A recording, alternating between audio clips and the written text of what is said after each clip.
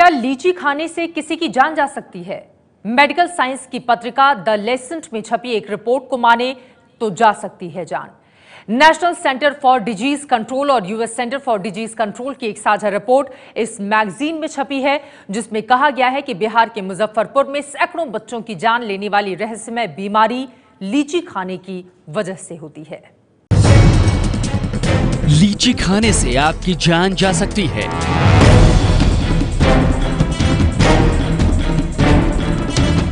जी हां, भले ही आपको सुनकर हैरानी हो रही हो, लेकिन national centre for disease control और US centre for disease control की संयुक्त जांच में पता चला है कि खाली पेट लीची खाना जानलेवा हो सकता है। दरअसल इस जांच की शुरुआत हुई थी बिहार के मुजफ्फरपुर में बच्चों की रहस्यमयी मौत के बाद। 2005, 2011 और 2014 में बच्चों की मौत ने पूरे देश को हिला दिया। 2014 में तो इसी रहस्यमयी बीमारी की वजह से अस्पतालों में करीब 350 बच्चों को भर्ती कराया गया।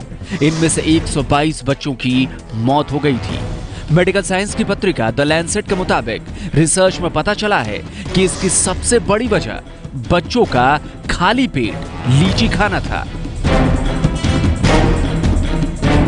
लेकिन मुजफ्फरपुर में पिछले कई सालों से इसी पर रिसर्च कर रहे Shri Krishna medical college hospital के assistant professor doctor Gopal Sahni इससे असहमति जता रहे हैं।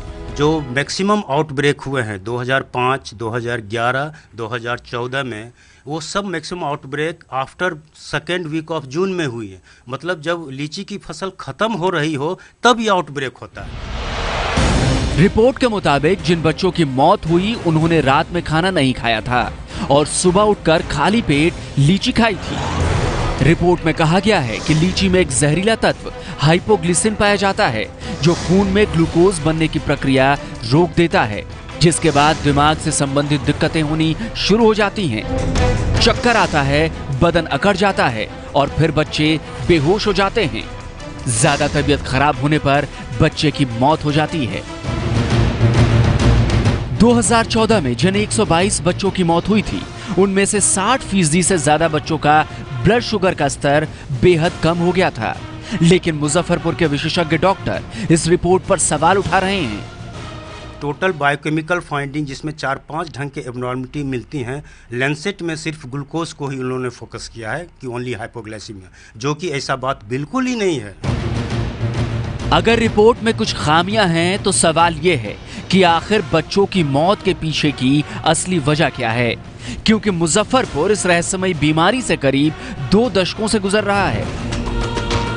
जाहिर है जिस लीची को मुजफ्फरपुर की शान कहा जाता है, आज उसे ही बच्चों की मौत की वजह बताया जा रहा है। पटना से प्रकाश कुमार की रिपोर्ट। जो लीची मुजफ्फरपुर की पहचान है, अब उसी लीची पर सवाल उठ रहे हैं कि कहीं इसके कारण बच्चों की जान तो नहीं गई।